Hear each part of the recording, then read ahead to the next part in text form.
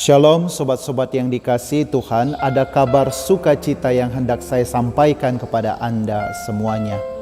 Hari ini dalam Injil, para murid Yohanes dan orang-orang Farisi bertanya kepada Yesus, "Mengapa murid-muridmu tidak berpuasa?"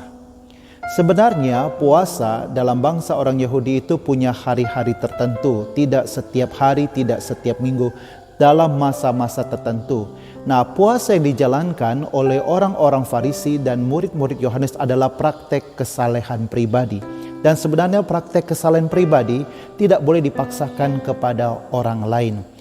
Lalu Yesus menjawab, untuk menjawab pertanyaan mereka, Yesus menjawab, "Dapatkah sahabat mempelai laki-laki berpuasa sedangkan mempelai ada bersama dengan mereka?"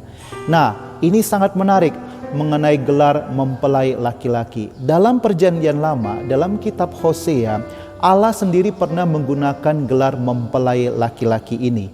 Dan saat ini Yesus pun mengatakan bahwa dia adalah mempelai laki-laki. Itu artinya apa? Kalau Yesus berani menggunakan gelar yang pernah digunakan oleh Allah Bapa di surga, ini menunjukkan bahwa Yesus sungguh Allah yang sudah tinggal bersama dengan manusia. Kalau Allah sudah tinggal bersama dan tinggal bersama dengan manusia, maka itu puasa tidak diperlukan lagi. Karena apa? Ketika Allah hadir ada sukacita. Dalam masa Prapaskah selama 40 hari pada hari Minggu kita dilarang untuk berpuasa. Mengapa hari Minggu dilarang berpuasa?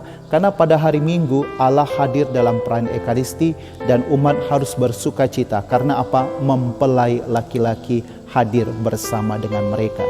Nah, sobat-sobatku yang dikasihi Tuhan, ini suatu ajaran yang baru. Karena apa? Pada saat mengatakan itu, Yesus sedang menegakkan perjanjian baru dan ini suatu ajaran yang baru.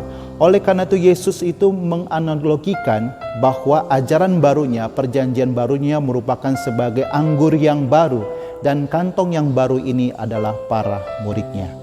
Sobat-sobat yang dikasihi Tuhan, kadang-kadang dalam kehidupan hidup menggereja, kita menjalankan praktek kesalehan pribadi kita. Ada yang berpuasa, mungkin hari Jumat, ada yang berdoa devosi, ini dan itu. Nah, praktek-praktek kesalehan kita tidak boleh kita paksakan kepada orang lain. Kalau orang lain tergerak hati, melihat praktek kesalehan kita dan mengikuti kita, itu tidak masalah. Kita belajar dari Fransiskus Assisi, ketika dia memutuskan untuk hidup bertapa, dan hidup menyendiri bertapa demi Tuhan dan demi panggilan yang Tuhan berikan kepadanya, ternyata praktek kesalehan hidupnya itu menarik banyak orang sehingga orang suka mengikuti cara hidupnya. Nah, kita belajar seperti Fransiskus Assisi. Kita menjalankan praktek kesalehan pribadi, tidak masalah dalam kehidupan, tetapi kita tidak boleh memaksakan itu kepada orang lain.